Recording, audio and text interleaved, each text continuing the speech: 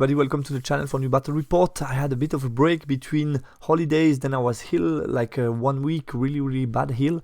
Now I'm feeling better, and before that I had this small tournament in Lausanne, Switzerland, and after that I had WTC, so I have a backlog, a couple of battle reports to produce for you with real miniatures on the table, which are I think the most enjoyable battle reports.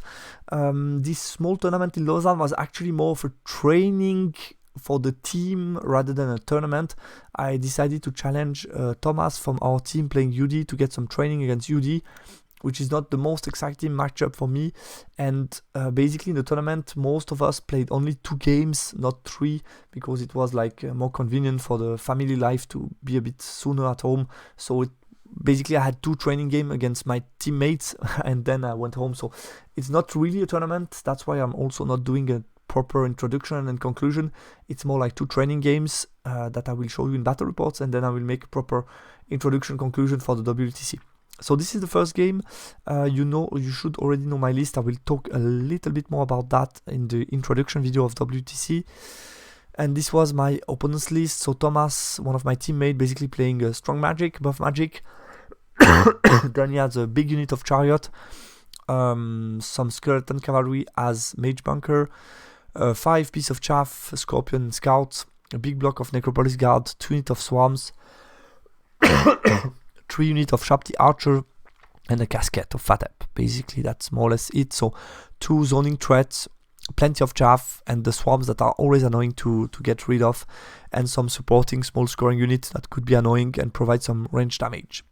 We played secure target, don't assault, not the most exciting configuration. Basically it's often very drawish because you can easily place the secure target on your strong flank and it's very hard for your opponent to reach. And below you have the spell selection of both players.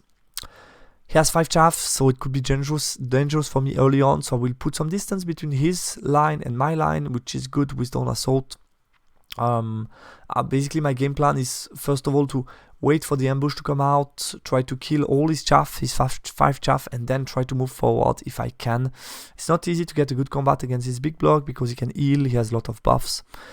And basically I want to delay strong flank and push on my strong flank and see what points we can get a bit later in the game once I got rid of the chaff.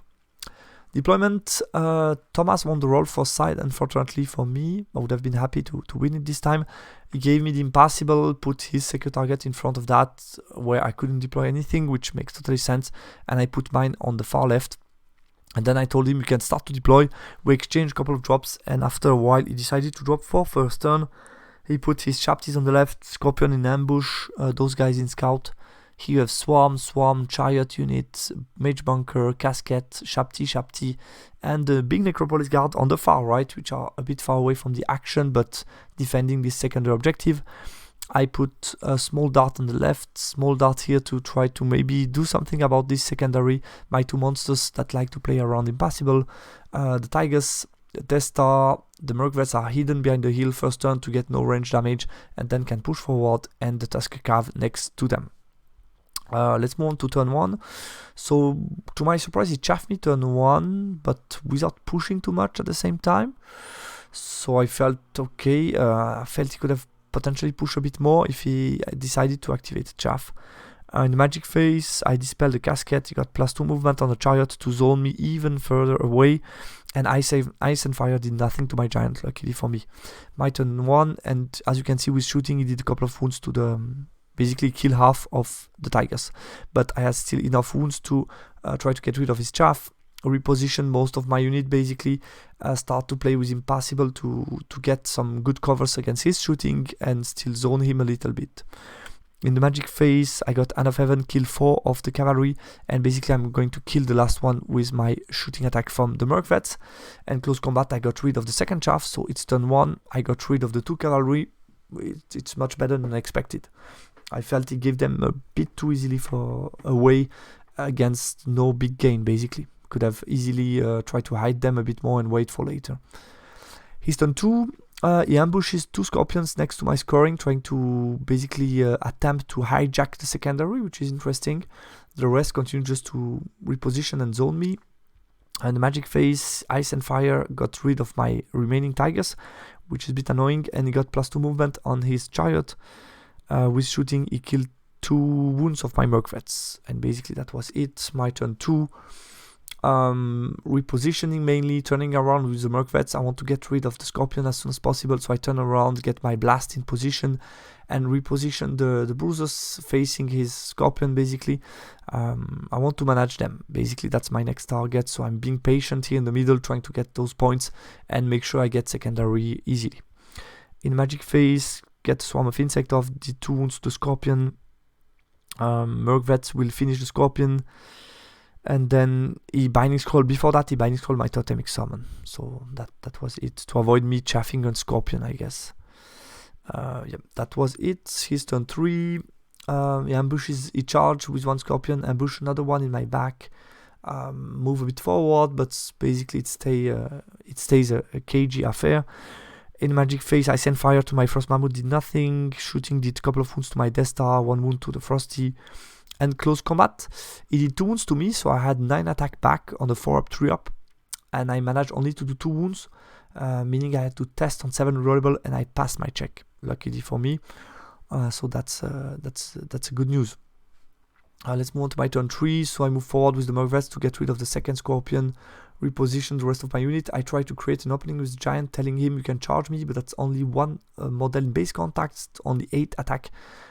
Shouldn't be enough, and the Chariot cannot see me, the Chapty cannot charge me, so I should be, or he has to choose between the Chapty and the Swarm, so I should be fine and prepare some counter charge. Try to create something, I don't know if it's smart, we will see. In the Magic Phase, I get Hereditary on my Bruisers, fail the Smite, End of Heaven, 1-shot the Scorpion, so here I'm a bit lucky. And close combat, he did 2 wounds to me, and I did again only 1 wound, which is not great. He's still alive, and I'm again passing a 7 rollable, so lucky me. So I didn't have anything to shoot this time. And here we had a bit of a mix-up, because I exchanged between 2 spells in the spell selection. I didn't pick Swarm of Insect, and I pick another one instead that I'm not going to use the whole game, and I noticed that toward late of the game, so basically I did 2 wounds to 1 Scorpion with the Swarm, and we decided in exchange for this mistake I gave him away the remaining points of the Bruisers, and basically the Tuskers in this case have to go for the secondary later on and cannot get more points from the Shapti. So as you will see, that's the way we solved the situation, which I think was a fair solution for everybody. I don't know what I did in the spell selection. I really wanted to take Swarms, and I just didn't take the card and pick another one, and was just strange mistake that never happened to me before, so it was a bit strange. His turn 4, decided to charge my Giant, to my surprise, turn around with the Necropolis, try to looking at the middle. Now he didn't have to look at the side because the monsters are here in the middle. The rest just basically reposition. Magic Phase, I think I did here, it was a charge on a 7 for the Swarms, that make it. Here I did a mistake in the Magic Phase, I didn't use Binding Scroll, he got reroll to hit on the Swarms, and I really wanted to dispel roll to wound. I had 5 dice against his 3, and I didn't manage to dispel it. I fluff. So he has reroll to hit, reroll to wound, which is an issue. A Cascade did nothing to my Frost Mammoth, and shooting did 1 wound to my Frost Mammoth. This time I killed the Scorpion, I have 1 guy left. I did the last wound to him.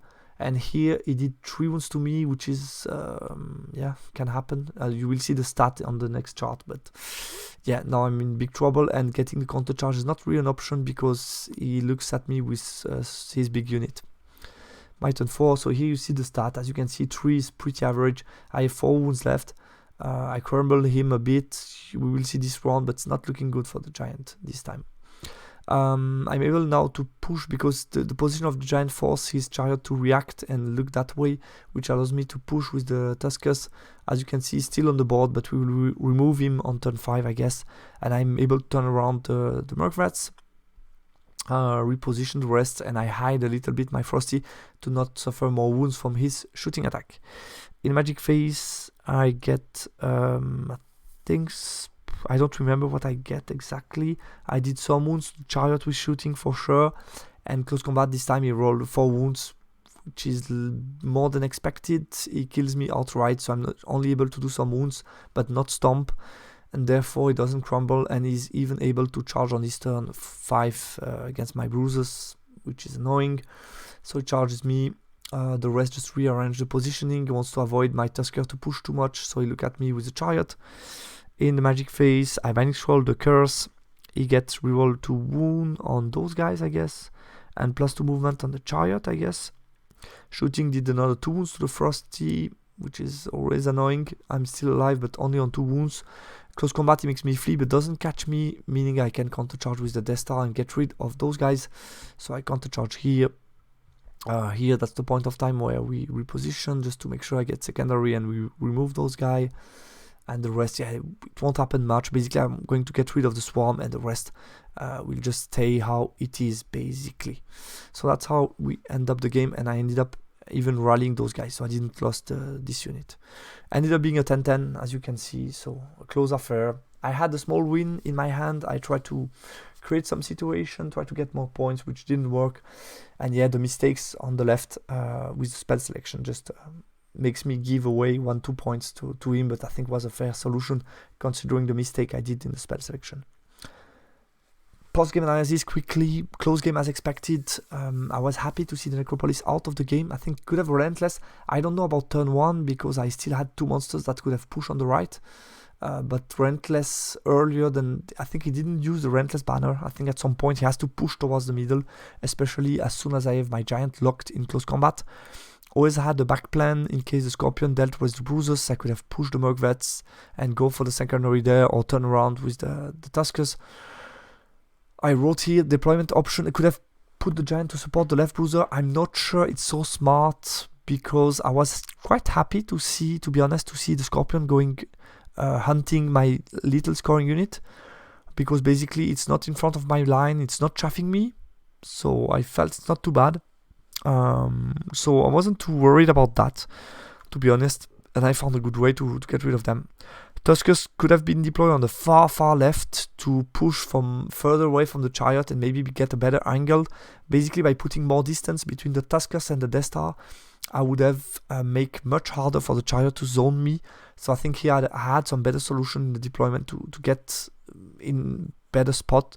And basically it took me really long to get rid of all his chaff and scorpion and stuff, which didn't allow me really to push. I didn't want to take the risk of getting charged by the chariot, which we can debate about.